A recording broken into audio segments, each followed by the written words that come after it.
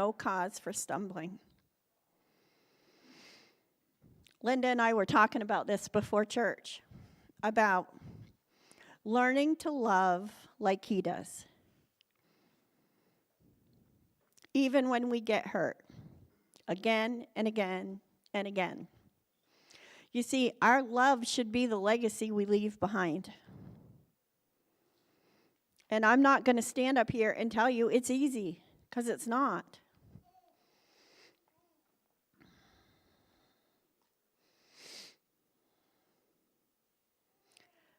Loving people who aren't like you is difficult.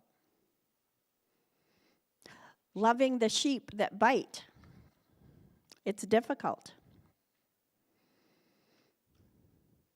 I believe we're going to spend the rest of our days here learning how to love.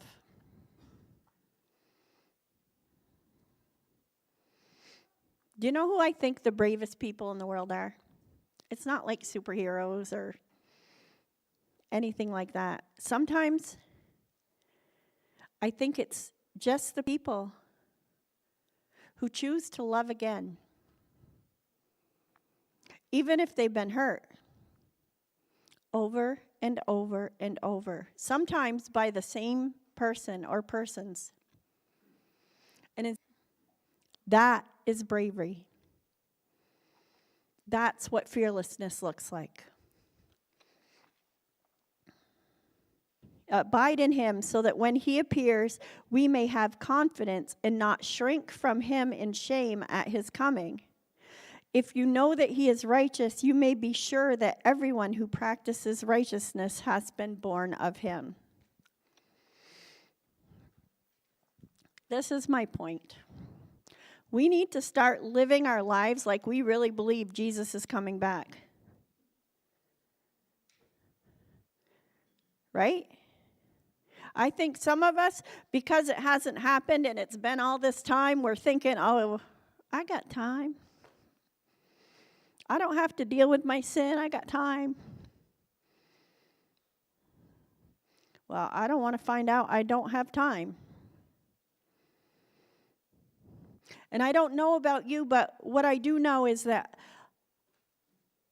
on the day he comes back, I don't want to be hiding my face in shame. I want to be with all the rest of you dancing in the streets because our King is here.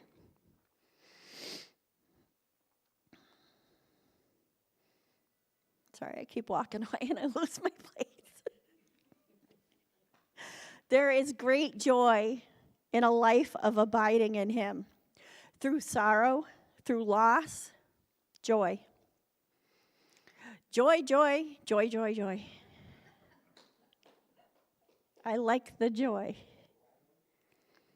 That is the place that we should all be living from every single day. And I'm not saying the world can't be a hard place, because we all know that it is. And it doesn't mean that life won't happen, because life happens.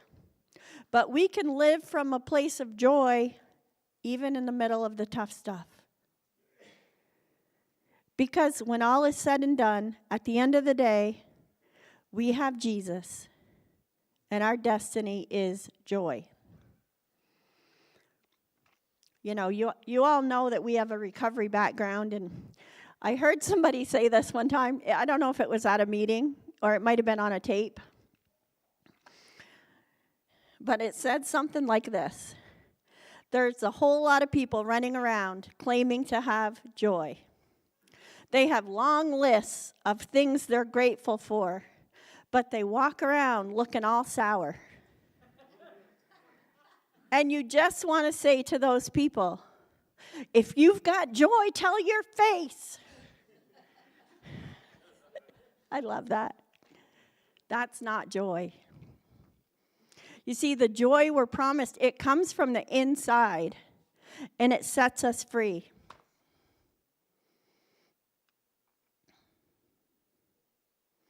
I've been in meetings where the spirit of joy has been released and people got healed from laughter.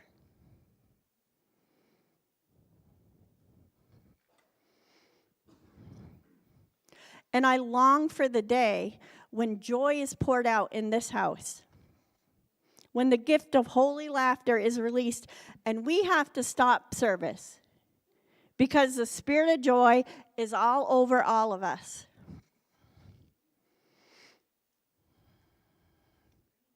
Not kidding.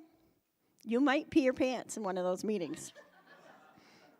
Not saying it's happened to me or anything, but just throwing it out there. There is healing in our laughter. And I think, as the church, the greatest gift we can give this world is to take our joy back.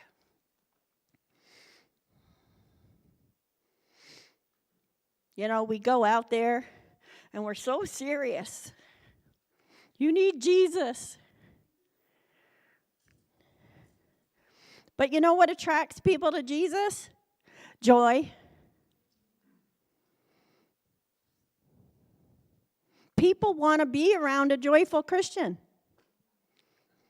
I want to be around joyful Christians. But only in small doses, because if you spend too much time with them, every time you leave their presence, your stomach will hurt so bad. It's like you did 100 sit-ups.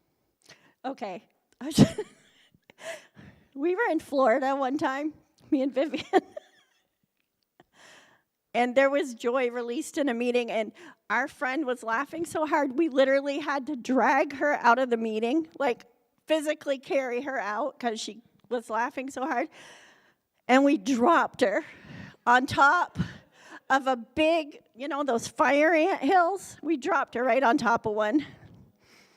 But God was with us. She was okay. But the sad thing is, sorry.